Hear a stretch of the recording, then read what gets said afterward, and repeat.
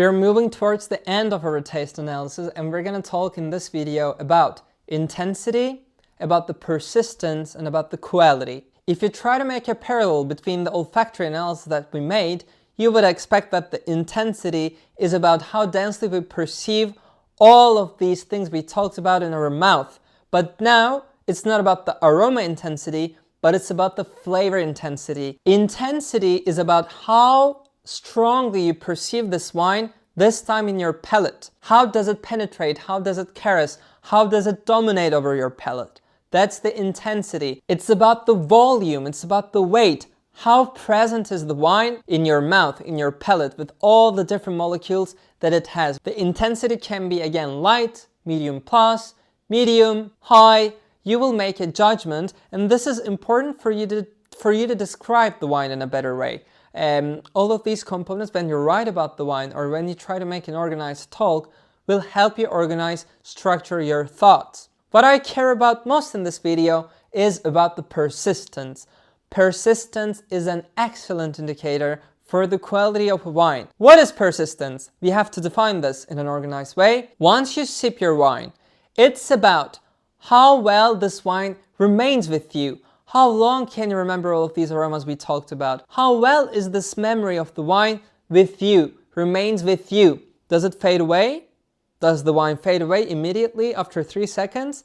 Does the wine remain with you, stay with you? Does this wine offer the special experience to you even after seconds you sip it? That's the beautiful definition of persistence. When you make this analysis about the persistence, maybe it's logical for you to make also a quick flashback to the aromas that you talked about when you described the wine, because it really is an indicator that also has the origins there. Like you talked about all of this oranges, all of this fresh fruits, all of these fresh flowers, geranium, biancospino, whatever you want. You talked about the descriptors. Well, you sip the wine and you try to understand how long does this experience stay with you. That's the persistence, to understand the big wines, to understand which wines are of exceptional quality.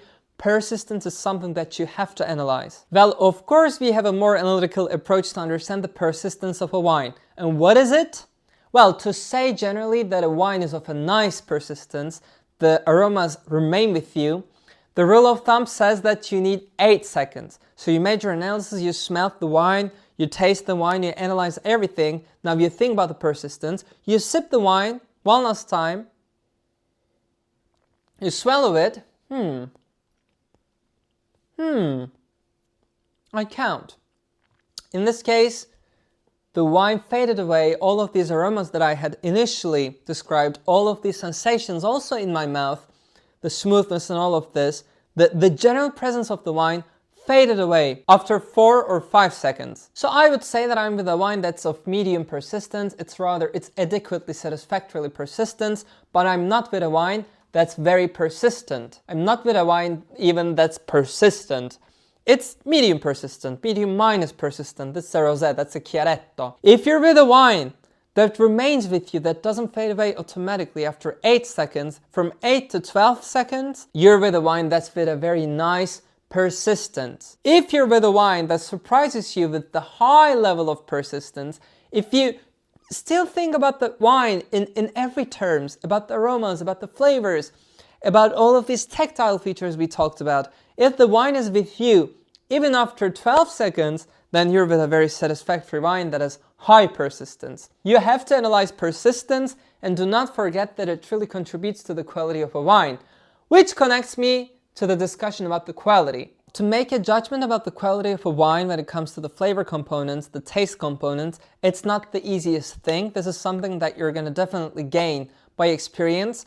But think about the things that we've detailed up to this point. What can be an indicator for the quality of the wine? Well, the first thing that I can think of naturally is the balance. How balanced is the wine? That is a great indicator of the quality. How elegant is the finish? Or how elegantly do all of these harsh and soft components present themselves? What is the quality of the tannins? I briefly mentioned that not all of the tannins are of exceptional quality. Some of them are extremely bitter. Some of them are much more elegant, much more polymerized. Especially with the aging, the tannins become much more elegant. Well, that characterization has a direct effect on the quality. That's the quality of the wine. How elegant, how balanced, how fine is the wine overall. You can also think of it as the pleasantness level. How pleasant of an experience does this wine offer to you in terms of the taste dimension? Well, that's all I have to say about the taste analysis of the wine. It seems rather long, but it's a very nice methodology. It's a very nice and detailed analysis for you to understand much well in a great organized way the authentic nature of a wine.